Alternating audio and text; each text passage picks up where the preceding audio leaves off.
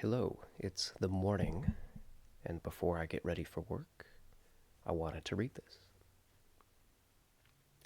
Ad spicit hunc trepidos, agitant in retia cervos, vocalis nymphae, quae nec reticere loquenti, nec prioripsa loque didicit, resonabilis echo.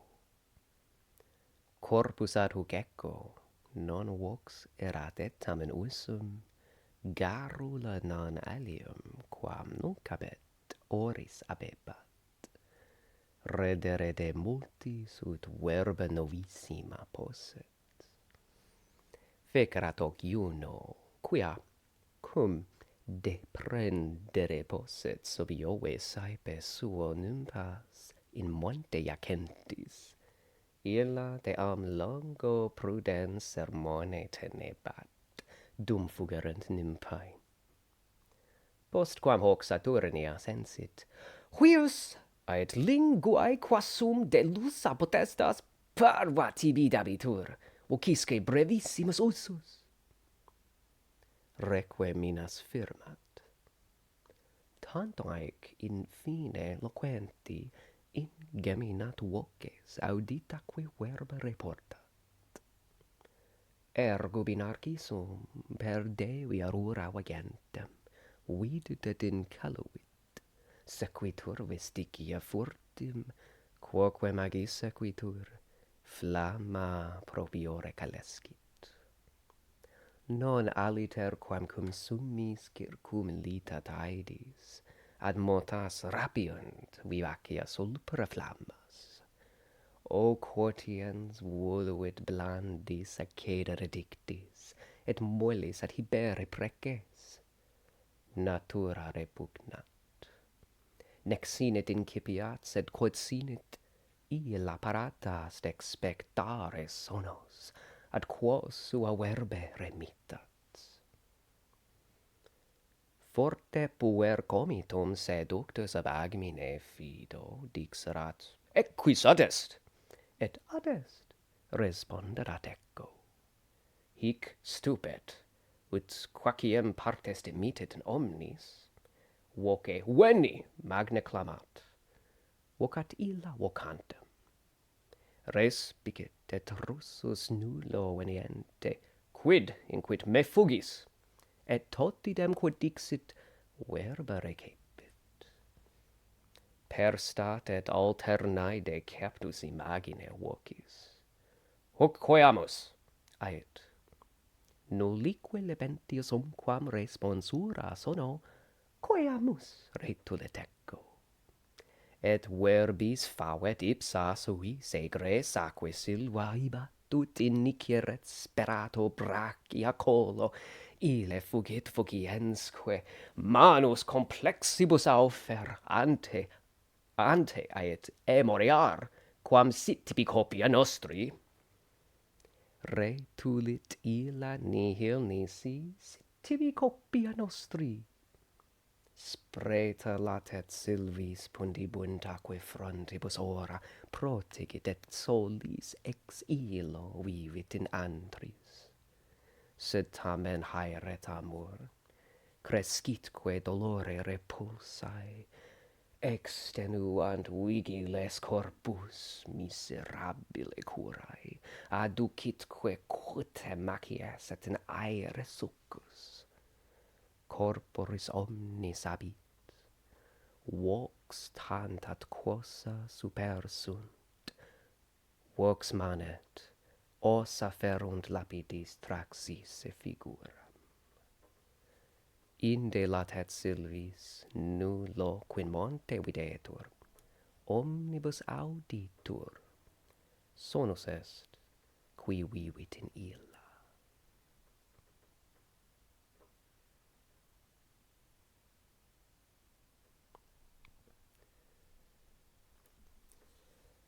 Ad spicit hunc trepidos agitant in retia cervos, vocalis nymphae quae nec reticere loquenti, nec prioripsa loque didicit, resonabilis echo.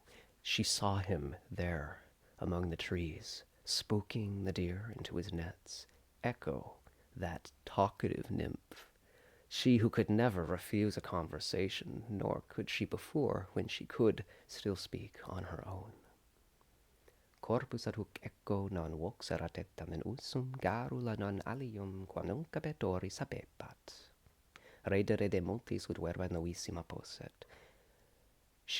Echo still had a body at that time, but she had no voice of her own to use. Yet her chatty nature she could not, however, relinquish, except that then she had only the means to repeat the most recent of words.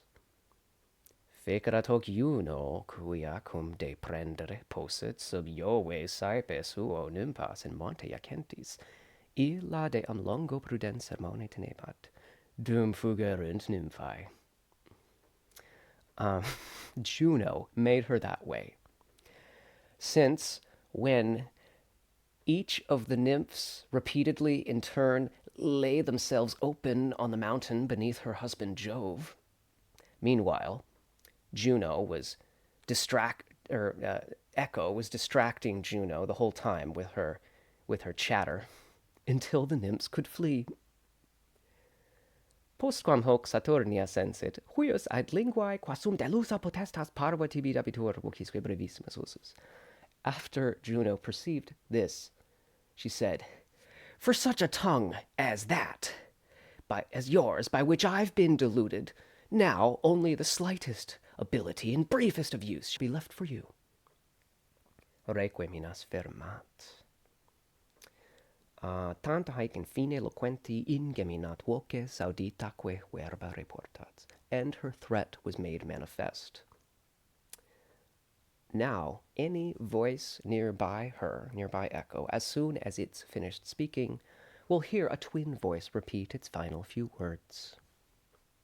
Ergo binarcis sum per Devi arura vegentem vidit et incaluit, stequitur vestigia fortem.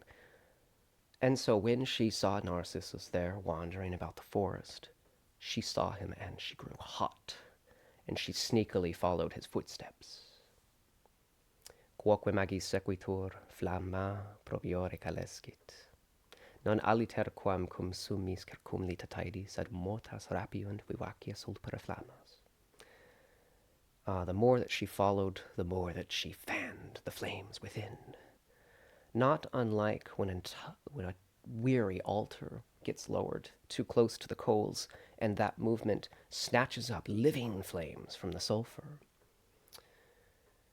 O quotiens blandis voluit accedere dictis, et mollis adhibere preces, sed natura repugnat. Oh, how she wishes to delay him and seduce him with charming words. She prayed her inability to speak would be lifted, but nature fought back. Nec sinit incipiat, sed quod sinit illa paratas expectare sono, sed quos sua verba remitat. She couldn't stop once having started, but what was begun could not be completed, only a few syllables repeated. Forte puer comidum seductus ab agmine fido dixerat, equis ad est, et ad est responderat Echo. When the boy by chance perceived he was being followed from behind, he said, "Who is that there?" And "That there," Echo replied. Hic stupet ut quaciam partes demitit in omnis, voce veni magna clamat, vocat illa vocantem. Startled, he looked all about, scanning the whole wood with his gaze. "Come out," he called with a great voice, and she called back to the caller. Per stat et alternae deceptus. Respicit et russus nullo veniente, quid inquid me fugis, et totidem quod dixit verba recepit. He looked around and around, and again, seeing no one, he asked, "Why do you flee me?" And the last words he spoke, he received in reply. Per stat et alternae deceptus imagine vocis, hoc coeamus ait, nullique lidentius umquam responsura sono, coeamus retulit Echo. There's a double meaning in that verb, coeamus, okay? I think you know what it is. He stood his ground, convinced he was deceived by an imagined voice. "Let's meet here together." No sooner had he spoken this when "Koyamus" he heard as Ek replied. Et verbis fawet ipsa suis egres silva ibat, ut in niceret sperato brachia colo. She followed him who fled from her words, hoping he might speak more, and as she followed, she stretched her arms that she might touch his neck. Ille fugit fugiensque manus complexibus aufer, ante et temeriar, quam sit tibi copia nostri. Retulit illa nihil nisi sit tibi copia nostri. And he, fleeing as he fled, said, "Off now with these clasping hands. Remove them before I shall perish. Or is this a game to you?" She couldn't reply except to say, "This a game to you."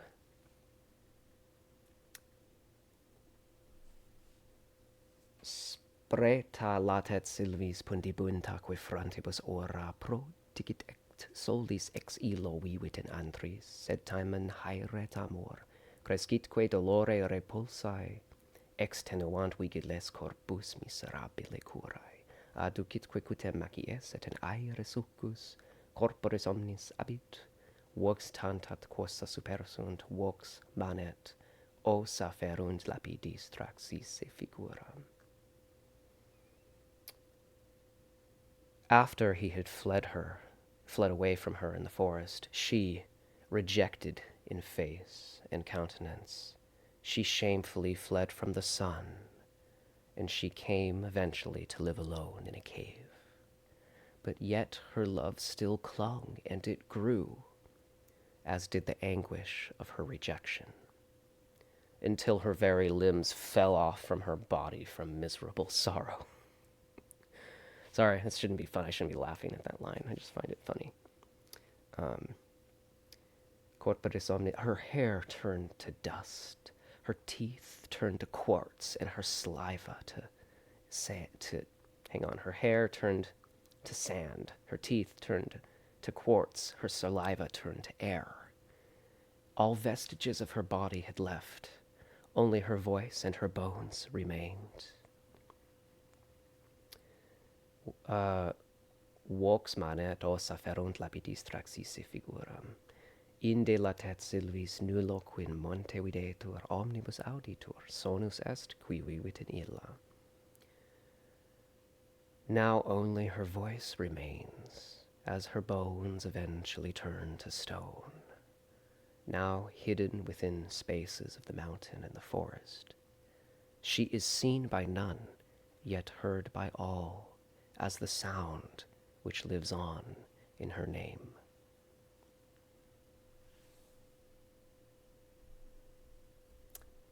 Gratias prospectantibus, valete amici, amicaeque.